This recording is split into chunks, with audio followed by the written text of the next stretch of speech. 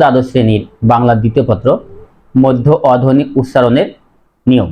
1 নম্বর নিয়ম, মধ্য অ এর পর হ্রস্ব ই, দীর্ঘ ই, হ্রস্ব বা দীর্ঘকার থাকলে অ এর উচ্চারণ ও এর মতো হয়। যেমন দেখো কাকলি, এই কাকলি শব্দে দেখো মাঝে আছে কি ক, এই কর সাথে কোনো কার চিহ্ন নেই। আমরা জানি যে বাংলা ব্যঞ্জন বর্ণের সাথে যদি কোনো কার চিহ্ন বা হর্ষ চিহ্ন না থাকে তাহলে অ আছে বলে ধরে নিতে হয়। তাহলে দেখো কাকলি, এই কাকলি শব্দে এই কর সাথে কি আছে অ, উচ্চারণ করার সময় কর সাথে ওকার হবে কা, কয়কারে কো, লয় সেতে লি, কা কোলি, তাহলে উচ্চারণ হবে কাকলি। এই মাঝের যে দেখো অ, কর সাথে অ আছে, এই অর উচ্চারণ ও এর মতো হবে কাকলি। একটা উদাহরণ দেখো জননী, এই যে মাঝে আছে দন্ত ন, এই ন, তারপরে দেখো দীর্ঘইকার আছে, এই দীর্ঘইকার থাকার কারণে এই মাঝের অযুক্ত ব্যঞ্জন বর্ণের সাথে ওকার হবে, সে কারণে উচ্চারণ হবে জ নয়কারে নো, জ নো নি, জননী। আর আর উচ্চারণ লেখার সময় যদি দীর্ঘইকার থাকে তাহলে সেটি রস্যিকার হবে, সে কারণে হবে বর্গীয় জ দন্তের নয়কার নো, জ নো দন্তের নয় রশিতে নি, জ নো নি। আরেকটু সময় দেখো দন্তস ক রয় রস্য মূর্ধন্য সকরণ, এই দন্তস এরপরে কি আছে ক, এই কর সাথে আছে অ, তারপরে বর্ণের সঙ্গে রস্যকার থাকার কারণে কর সাথে ওকার হবে। আর উচ্চারণ লেখার সময় দেখো যদি দন্তস থাকে উচ্চারণ লেখার সময় তালব্য হবে, তাহলে তালব্য কয়কার ছ ও রুন রয় রস্য দন্তন্য হস। উচ্চারণ লেখার সময় যদি মূর্ধন্য থাকে তাহলে সেটি দন্তন্য হয়ে যায়, তাহলে সঠিক উচ্চারণ হবে সকরণ, ছ ও রুন সকরণ। আবার দেখো উপকূল, মাঝে আছে প, উপকূল, এই যে পর সাথে অ, তারপরে দীর্ঘকার থাকার কারণে এই পর সাথে ওকার হয়েছে, তাহলে ও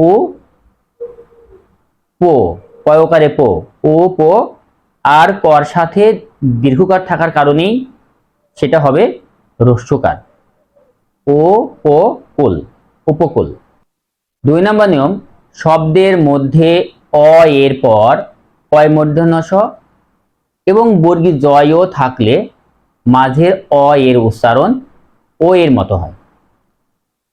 একটু উদাহরণ দেখো দৈবজ্ঞ, দয় ঐকার ব বর্গী জয়, এখানে দেখো মাঝে কি আছে ব, এই বর সাথে কোনো কার চিহ্ন নেই মানে অ, তারপরের বর্ণ বর্গী জয়ও আছে, তাহলে উচ্চারণ হবে দই বজ্ঞ, দই বজ্ঞ। ঐকার মানে কি আমরা জানি যে ওই, ওই সমান ও রস্যই, আর ঐকার যদি ব্যঞ্জন মানে যুক্ত হয় তাহলে ওকার হয়, তাহলে দয়কারের দো রস্যই, দই বয়কার গ, দই বোগ বয়সন মানে ওকারে গো, দই বজ্ঞ। এখানে দেখো মাঝে কি ছিল বর সাথে অ ছিল, তাহলে এই অর উচ্চারণ ওকার হয়েছে, কেন হয়েছে এই বর সাথে অযুক্ত তারপরের বর্ণ আছে বর্গী জয়ও, সে কারণেই বর সাথে ওকার হয়েছে দই বজ্ঞ।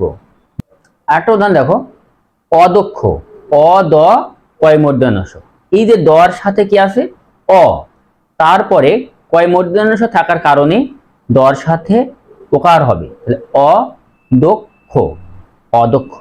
3 নম্বর নিয়ম, শব্দের মধ্যে অ এর পর জ ফলা থাকলে অ এর উচ্চারণ ও এর মতো হয়।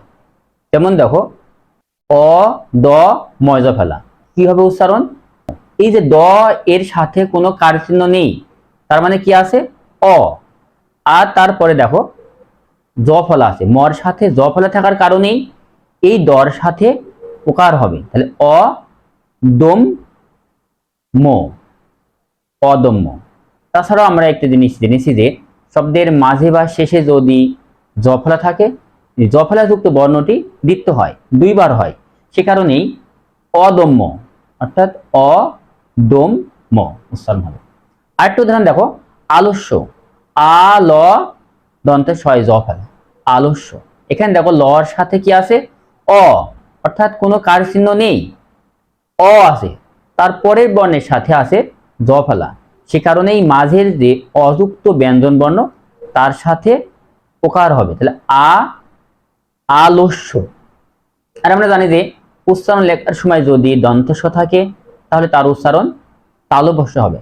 তাছাড়াও আরো কিছু নিয়ম আছে যে কিছু কিছু ক্ষেত্রে দন্তস্বর উচ্চারণ দন্তস্ব হয়, সেটা আমরা পরবর্তী ক্লাসে আলোচনা করব। তাহলে আলস্য, আ লয়কার তালব্য, আলস তালব্য ছয়কারে ছ, আলস্য। তিন বা তার অধিক বর্ণে গঠিত শব্দের মধ্যে অ এর আগে যদি অ, আ, এ এবং ওকার থাকে তাহলে মধ্যে অ এর উচ্চারণ ও এর মতো হয়। যেমন দেখো, মতন, ম ত দন্তান্ন, এই যে দেখো মাঝে আছে কি ত, এই তর আগে আছে ম, দেখো মতন, ম ত দন্তান্ন, মতন, এই মাঝে আছে ত, অর্থাৎ কোনো কার চিহ্ন নেই, তার মানে কি আছে অ। বলা হলো যে তার আগে যদি অ থাকে, তার আগে আছে কি ম ব্যঞ্জন বর্ণ, কিন্তু এর সাথে কোনো কার চিহ্ন নেই মানে অ আছে, সে কারণে মাঝের এই তর সাথে ওকার হবে, উচ্চারণ হবে মতন, ম তয়কার দন্তন্য হস, মতন। আমরা জানি যে এখানে দেখো অক্ষর আছে কয়টা, দুইটা, ম তন, ম মুক্তাক্ষর আর তন বদ্যাক্ষর, সে কারণেই হস চিহ্ন হয়েছে। আরেকটা উদাহরণ দেখো, রতন, র ত দন্তন্য, রতন, এই যে মাঝে ত, ত এর সাথে কি আছে অ, এবার তার আগে দেখো ম আছে, এর সাথেও কোনো কার চিহ্ন নেই, তার মানে অ আছে, তাহলে এই মাঝের অ এর উচ্চারণ ওকার হবে, সে কারণে উচ্চারণ হবে রতন, র তয়কার দন্তন্য হস, রতন। আরেকটু উদাহরণ দেখো, কাজল, কয়াকার বর্গীয় জ ল, কাজল, মাঝে আছে বর্গীয় জ, অর্থাৎ কোনো কার চিহ্ন নেই, তার মানে কি আছে অযুক্ত আছে, এবং তার আগের বর্ণের সাথে আছে আকার, অর্থাৎ আ আছে, সে কারণেই মাঝের অযুক্ত ব্যঞ্জন বর্ণ ওকার হবে, কাজল, কা বর্গীয় জয়কার ল হস, কাজল, কা জল। এই কাজলের ভিতরে কয়টি অক্ষর আছে, দুইটা, কা জল, কা মুক্তাক্ষর, জল বদ্যাক্ষর। আমরা উচ্চারণ নিয়মে জানি যে বদ্যাক্ষরে উচ্চারণ লেখার সময় শেষ বর্ণে হস চিহ্ন দিতে হয়, সে কারণে শেষে হস চিহ্ন হয়েছে কাজল। আরেকটি শব্দ দেখো, বেতন, বেতন, মাঝে দেখো তর সাথে কোনো কার চিহ্ন নেই মানে কি অ আছে, এবং আগের বর্ণ আমরা খেয়াল করব এখানে আছে একার, মাঝে যদি অযুক্ত ব্যঞ্জন বর্ণ থাকে তার আগে যদি একার থাকে তাহলে মাঝের অ এর উচ্চারণ ও এর মতো হবে, তাহলে বে, বয়কারে বে তয়কার দন্তন্য হস, বেতন। কোমল, কয়কার ম ল, কোমল, এখানে দেখো মাঝে আছে ম, এই মর সাথে কোনো কার চিহ্ন নেই মানে অ, মাঝে অ আছে, তার আগের বর্ণ আছে ওকার, সে কারণেই এই মাঝের অ এর উচ্চারণ ও এর মতো হবে, তাহলে কয়কার ময়কার ল হস, কোমল, কোমল, কোমল। 5 নম্বর নিয়ম দেখো, বাংলা ভাষায় বেশ কিছু সমাসবদ্ধ তৎসম শব্দ ব্যবহৃত হয়, সেগুলো পৃথক উচ্চারণে হসন্ত হলেও সমাসবদ্ধ শব্দের মধ্যে অ এর উচ্চারণ ও এর মতো হয়। পথচারী, পথ, পথ ছয়াকার রয় দীর্ঘী, সারি, পথচারী, এখানে দেখো এই প থয়কারে থো, পথ ছয়াকারে সা আর উচ্চারণ লেখার সময় যদি দীর্ঘইকার থাকে সেটা রস্যইকার হয়ে যায়। প থয়কারে থো, প থো ছয়াকারে সা, রয় রসিতে রি, পথসারি, পথসারি। কিন্তু স্বতন্ত্র উচ্চারণ যদি আমরা করি পথ, তখন কিন্তু উচ্চারণ করার সময় পথ হবে না, তখন কি হবে পথ। কিন্তু সমাসবদ্ধ হওয়ার কারণেই সেটা হয়েছে ওকার, মাঝে ওকার হয়েছে, পথ সারি। আরেকটা উদাহরণ দেখো, বনবাসী, ব দন্তের ন, বন বয়াকার দন্তের শয় দীর্ঘী, বনবাসী। এই বনবাসী দেখো উচ্চারণ হয়েছে ব দন্তের নয়কার, বন বা দন্তস্ব আছে তার উচ্চারণ হবে তালবসা, আর দীর্ঘ আছে রস্যইকার হবে বনবাসী। কিন্তু স্বতন্ত্র উচ্চারণ যদি আমরা যাই ব দন্তের না, তাহলে এর উচ্চারণ হবে বন বা বয়কার দন্তের না, বন। কিন্তু এ ধরনের বেশ কিছু সমাসবদ্ধ শব্দ বাংলা প্রমিত উচ্চারণেও আর পূর্বরীতি উচ্চারিত হচ্ছে না, অর্থাৎ সাম্প্রতিক উচ্চারণে মধ্যে অ এর উচ্চারণ হসন্ত লক্ষ্য করা যাচ্ছে।